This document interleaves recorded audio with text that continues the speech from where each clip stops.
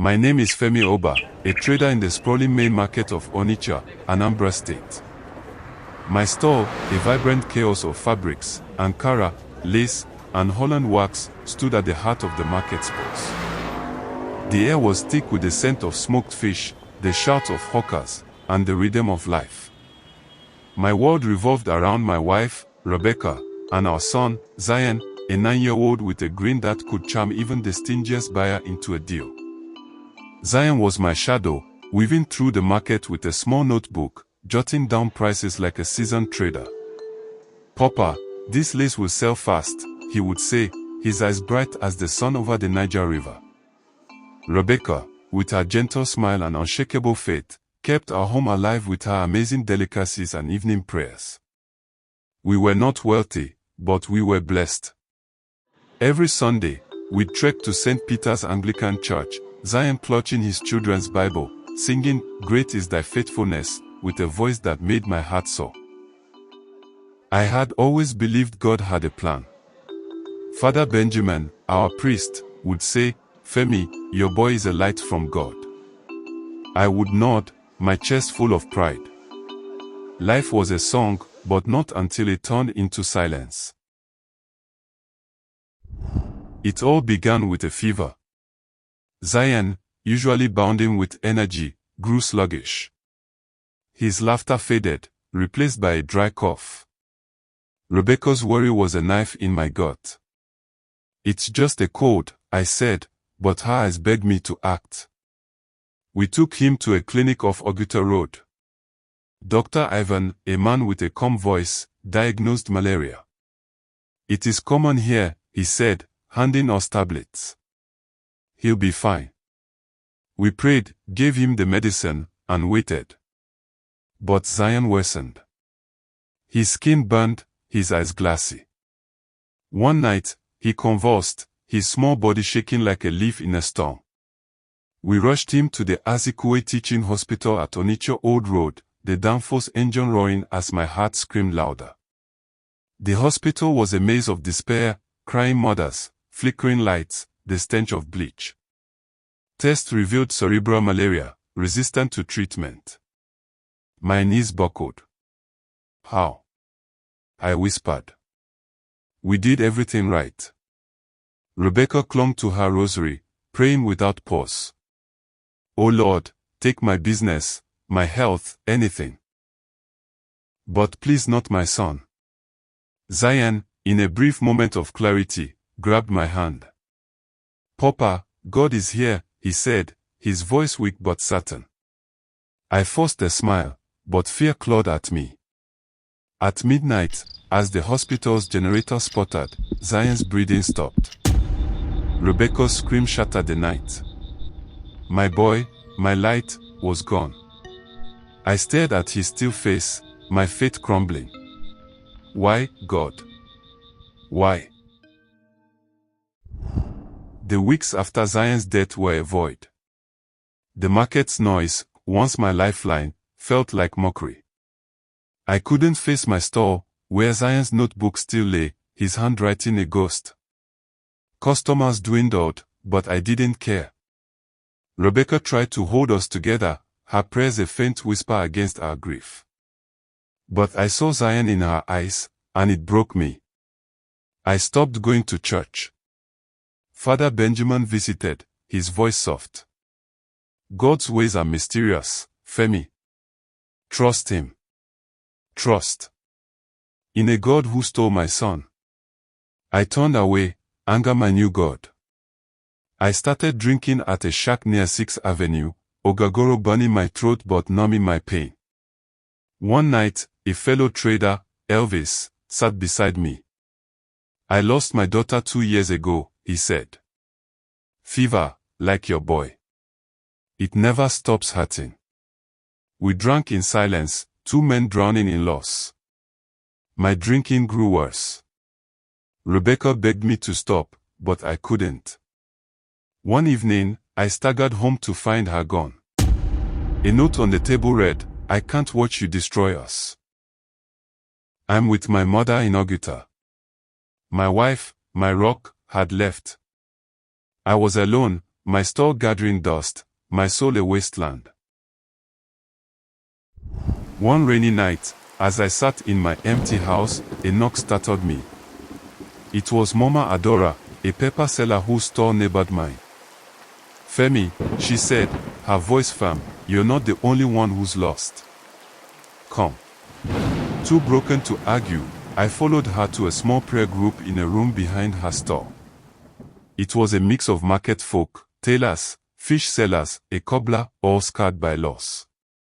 A woman named Kate shared how she'd lost her husband to a robbery. "God didn't take him," she said. "But he gave me strength to keep going. He's with you, Femi."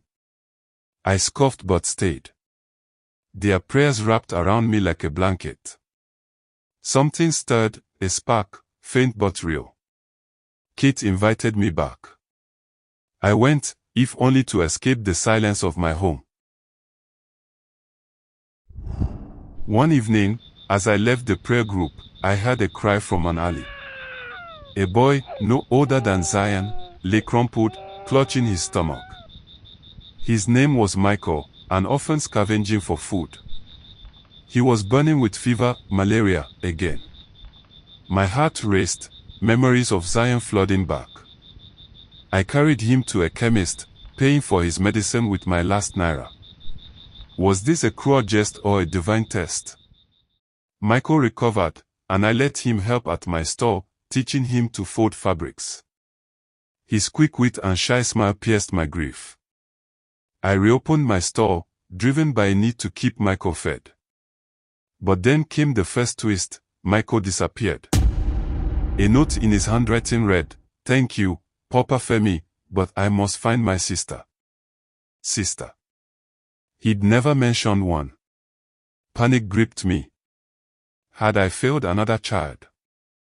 I searched Onitsha's underbelly, slums, motor parks, the riverfront. Days later, I found Michael in a derelict warehouse, with a girl his age, starving but alive. Her name was Sophia, his twin, sold to a trader who'd abandoned her. I took them both in, my heart torn between joy and fear. Was God giving me a second chance, or setting me up for more pain?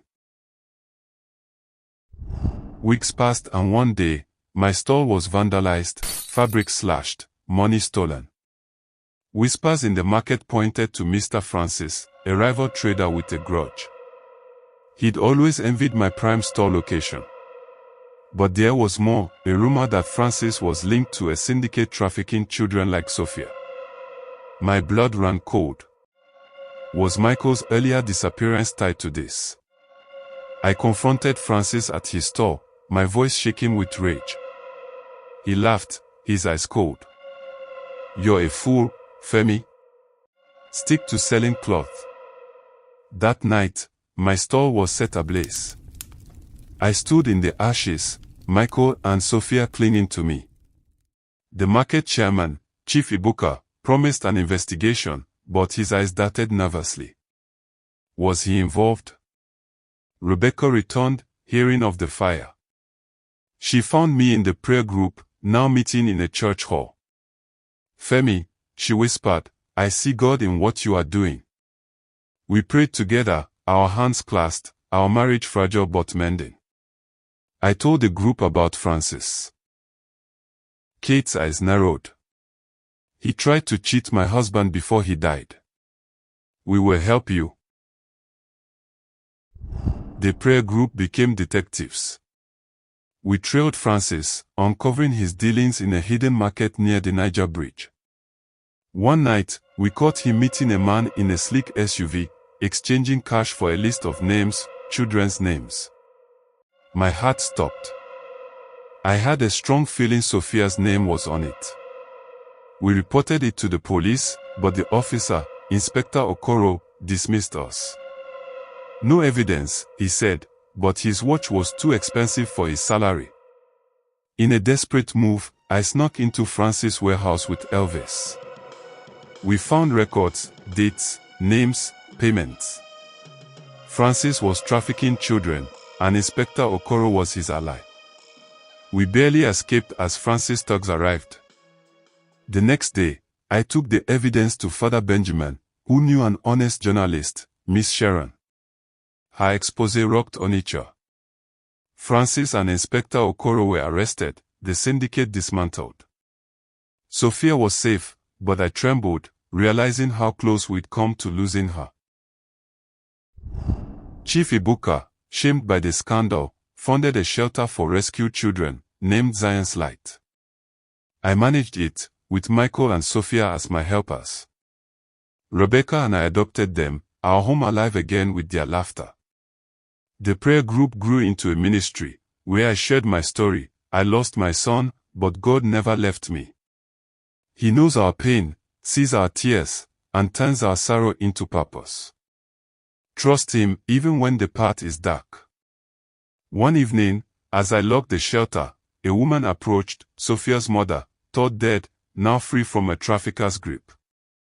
She wept, thanking me. I saw Zion's face in her gratitude, and I knew God's plan wasn't to break me but to build me into a beacon for others. Years later, Zion's Light saved hundreds of children. Michael trained as a sailor, Sophia a nurse. Rebecca and I, stronger in faith, led the ministry, comforting the grieving with God's love. I learned that pain isn't God's punishment but His canvas, painting hope through our scars. Having endured the profound loss of my son, I found purpose in comforting those who grieve, becoming a light for broken hearts. Now, I live every day trusting God, because trusting Him anchors us in His eternal wisdom, guiding us through life's hurdles toward a purpose that heals and restores. In Onitsha's vibrant chaos, I found peace, trusting that God knows best, even when we can't see the why.